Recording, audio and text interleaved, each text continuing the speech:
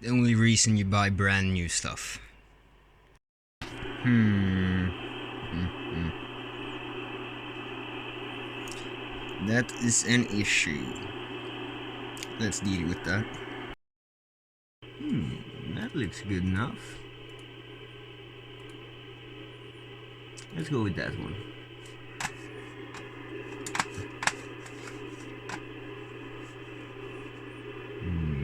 Yeah, that's good.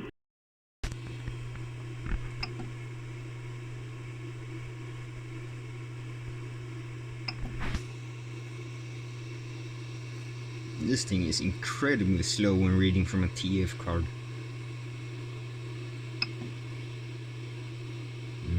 Now we wait. Well, the first one failed, but we are up and running now. And I think I used something a bit too aggressive to clean off my print bed. Damn it, I'm gonna have to get another one of those, I think. Here we go.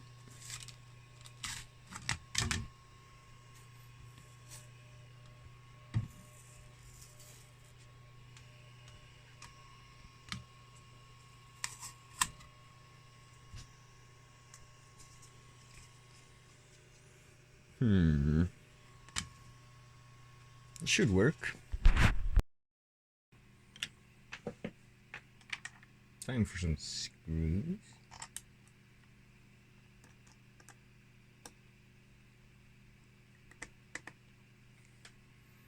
Gotta use the right tool for the wrong job, of course.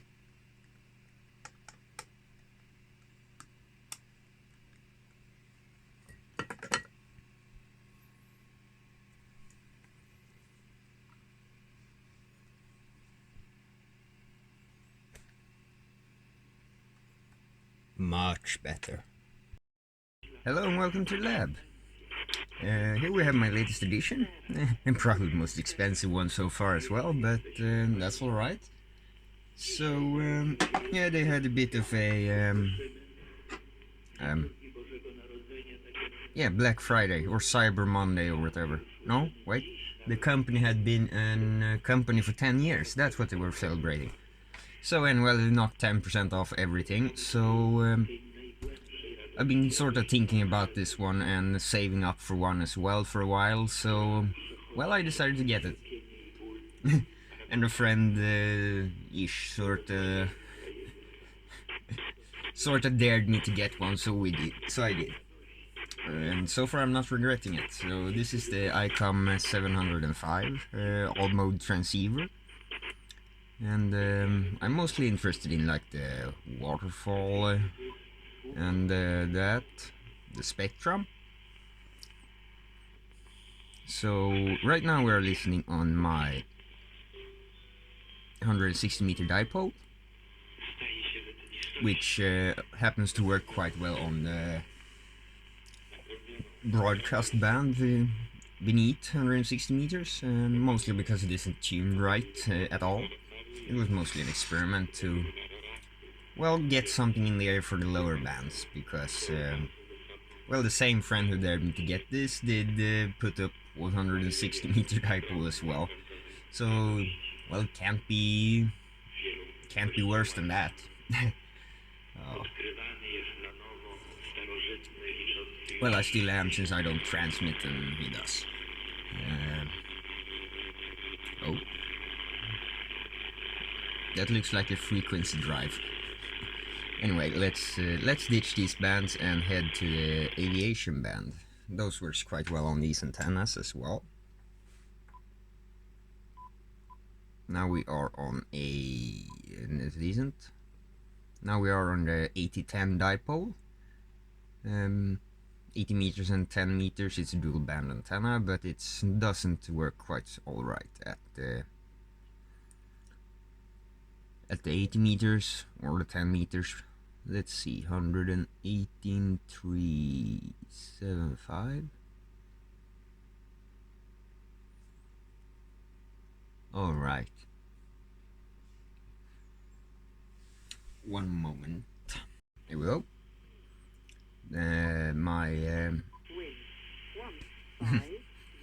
My afterburner seems to ground down all the high frequencies.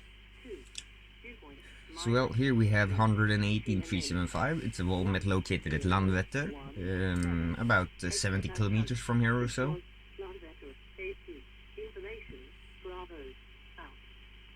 So basically computer telling the airplanes the weather condition and runway conditions and all that's always transmitting 24/7. So if this goes away, there's either really bad conditions or something happened at the airport. So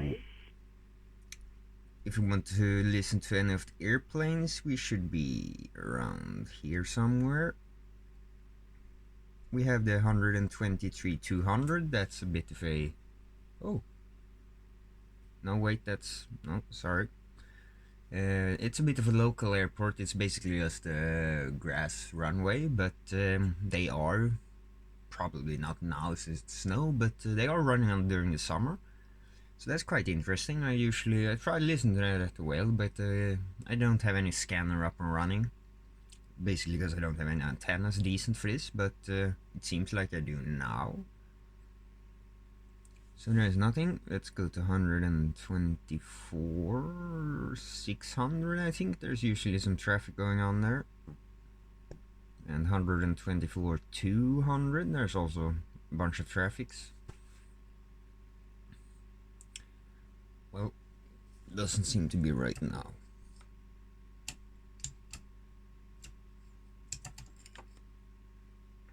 There we go.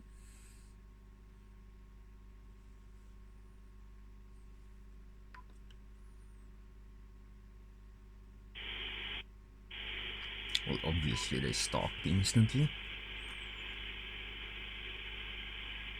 Oh well, anyway. So this is really useful because you can see, just like with an SDR, well, this basically is a, a really expensive computer with support for transmitting.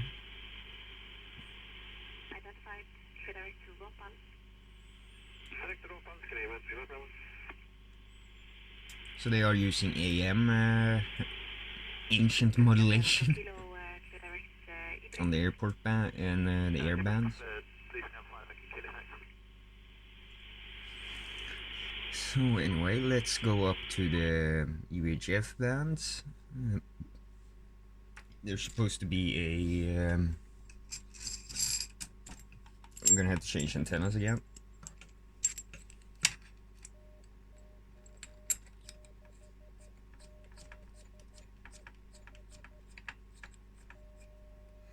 So...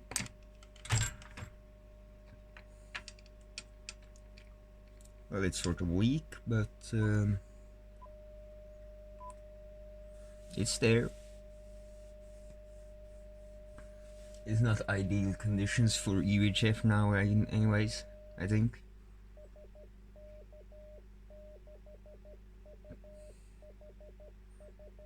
So I don't know CV yet, so but well, I'm thinking about learning it, so I'm not gonna decode it or anything.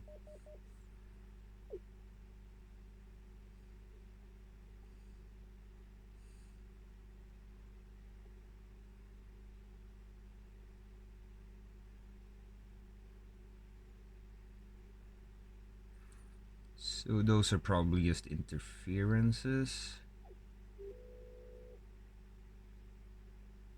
Yeah, seems like it.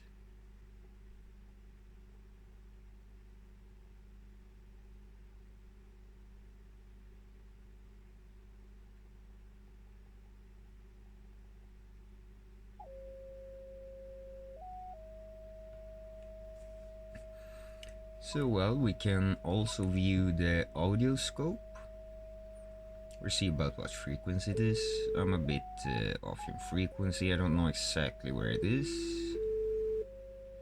I think it's 412.7 or something. Nope.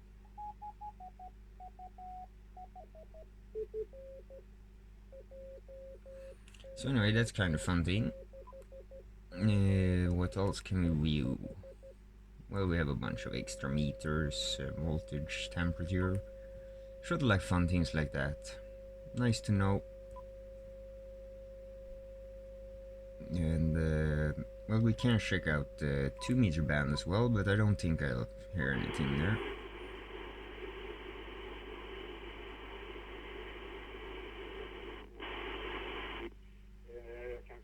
Det är minus 1 grad för en stund sedan. Sådär gråmulet, kallt, säger man väl, mycket Let's stay at that svårdrag. antenna. This is this isn't even a kilometer away, and they're using like 50 watts, so it overwhelms everything. I can hear it without an antenna as well. So that's sort of an interesting thing. Now we are at the 2-meter antenna, but I doubt we'll see anything really.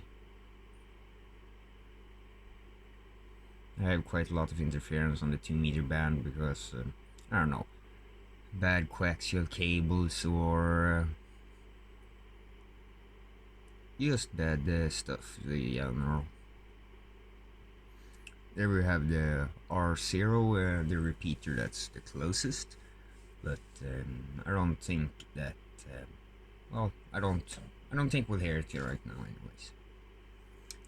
So, well, that's the gist of it. I don't really have anything else to say about this thing because, well, I haven't played around with it too much yet. So, I think we're gonna leave it at that, and no, wait, let's do another thing. Let's jump back to the UHF. And let's see, I have a car key here.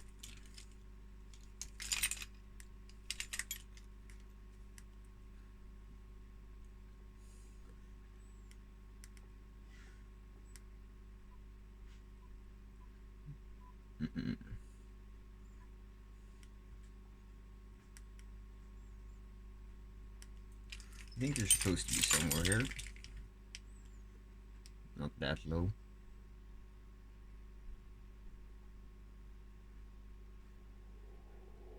There we have it.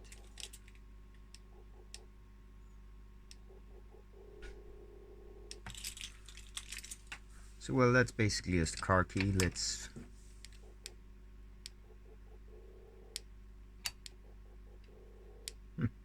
Yep. So that's one of them. Let's see if we can find the other one. Yeah, it's lower down. Here we go.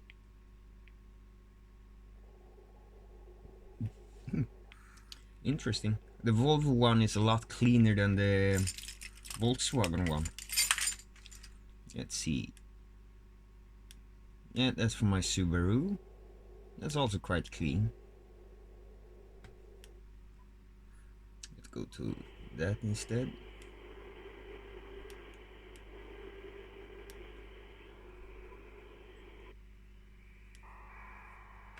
There we can hear the data a bit in the router. So that's the close and open. You can see it shifts in frequency a little bit.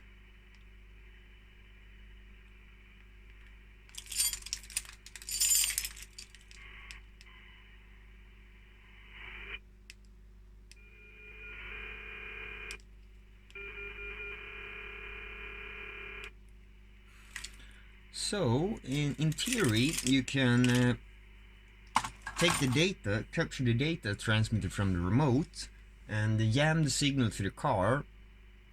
And when the person trying to open the car sends another signal to open it, because, well, it doesn't open, you try to open it again. Then you send the first signal, and then you have the signal that they sent, then you capture the signal they sent the second time. And then you have the rolling code for opening the car once. Yeah, that's quite interesting. I was planning on trying to do that actually, but well, the SDR I had, I fried it before I had any planned time to play with it. And I don't know if I can capture the data with this one, but well, I don't know. It could be an interesting project, just to well, I can and I will do it. That's all it is. It's not like I'm gonna start to steal cars. But it would be fun. Nah, not worth it. So anyway, that's all I have for today. And well, if you like my content, don't forget to subscribe. And if you dislike it, I advise against subscribing. See you around.